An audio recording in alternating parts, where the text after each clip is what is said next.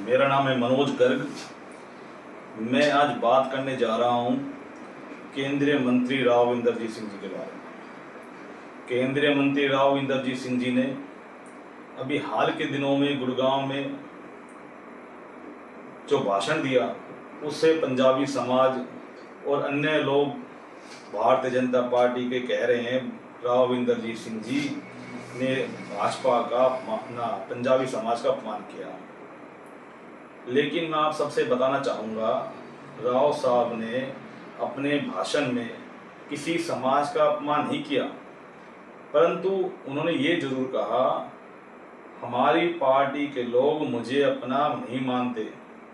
उन्होंने सिर्फ इस बात में ज़्यादा जोर दिया, वो बात को ना देखते हुए दूसरी बात को भड़काने की कोशिश की जा रही है। मैं आप सभी से कहना चाहूँगा, राव इंदरजीत सिंह जी का कहना ये था कि वे जो 2014 के अंदर 13 में जो मोदी जी के साथ वे जब कांग्रेस छोड़ के बीजेपी में शामिल हुए, उस बात को कुछ भाजपा के लोग, अंदर में बैठे बड़े लोग, वे नहीं चाहते कि कोई कांग्रेस से पृष्ठभूमि से आया व्यक्ति भारतीय जनता पार्टी में कोई बड़े पद पे बैठे और इतना मजबूत हो। लेकिन राव इंदरजीत सिंह 2014 के अंदर भाजपा के आने के बाद उन्होंने अहिरवाल बेल्ट में भाजपा को मजबूत किया है, ना कि कमज़ोर किया है। और उनके भाजपा में आने के बाद से भाजपा अहिरवाल में सबसे अधिक सीटें निकालने में कामयाब हुई है। अब रही बात राव इंदरजीत सिंह जी की। राव इंदरजीत सिंह जो कहते हैं वे कांग्रेस से पृष्ठभूमि से आए हैं, लेकिन आज के दिन देखें, जो असम के मुख्यमंत्री हैं उनकी पृष्ठभूमि देखी जाए तो वो भी कांग्रेस से थे। जो बंगाल में हाल के दिनों में जो मुख्यमंत्री बनाए हैं वो तो खुद टीएमसी पार्टी के थे। भाजपा पार्टी के अंदर में बड़े बैठे पदों पे बैठे लोगों को समझना होगा कि राव साहब कोई पार्टी की, कांग्रेस पार्टी की विचारधारा को नहीं मानते। वे एक हिंदूवादी पार्टी के नेता के लोग हैं।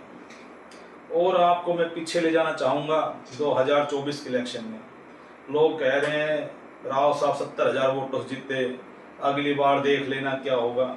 आपके बीच में कहना चाहूँगा, आज तक या तो असम के मुख्यमंत्री या यूपी के मुख्यमंत्री, और मैं तीसरा नेता का नाम लेना चाहूँगा राव इंदरजीत सिंह, जो मेवात के बीच में जाकर जो एक विशेष जाति है कह दूँ, विशेष धर्म के लोग कह दूँ, उनके बीच में जाके कह रहे हैं मुझे तुम लोगों की वोट की चिंता नहीं है, बस मैं आया हूँ प्रचार करने के लिए, आप मेरा साथ दोगे तो ठीक है, नहीं दोगे तो भी ठीक है। आप बता दो कोई ऐसा नेता हो जो इस धर्म में बीच में जाके लोगों को ऐसा कह दे।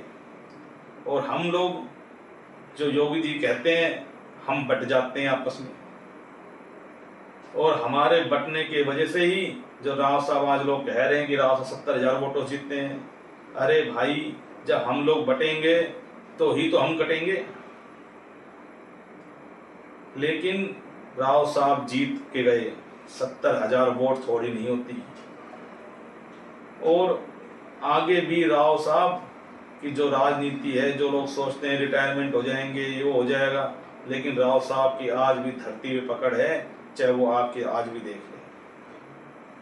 रही बात राव साहब और पीछे चल जाते हैं पृष्ठभूमि में, राव इंदरजीत सिंह के जो दादाजी थे राव बलबीर सिंह, उस समय अंग्रेजों के समय उन्होंने देश की सबसे बड़ी सर्वप्रथम गौशाला, स्वामी दयानंद गौशाला, वो रामपुरा गांव में और रेवाड़ी की धरती पर उन्होंने खोलने की स्थापना की थी। उनकी सोच इतनी आगे थी, उस समय लोग गाय पालते थे घर में, लेकिन उनको पता था आने वाले समय में गाय माता रोड पे आएगी।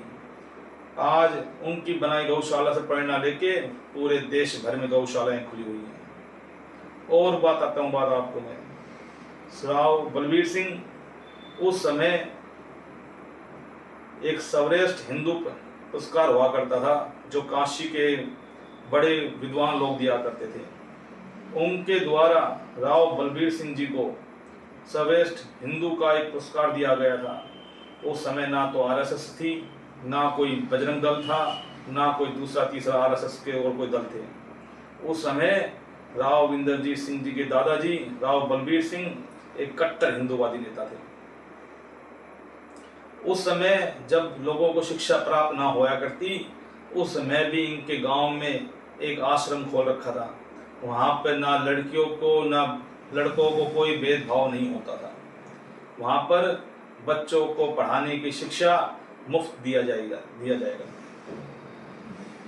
और आज भी वहाँ पे पढ़े हुए लोग आज भी देश में अलग अलग जगह काम कर रहे हैं। मेरा आप सबसे निवेदन है, आप लोगों की बातों में ना आए और जो केंद्रीय मंत्री राव इंद्रजीत सिंह है, इसके बारे में कोई अफवाह ना फैलाएं। धन्यवाद। जय हिंद।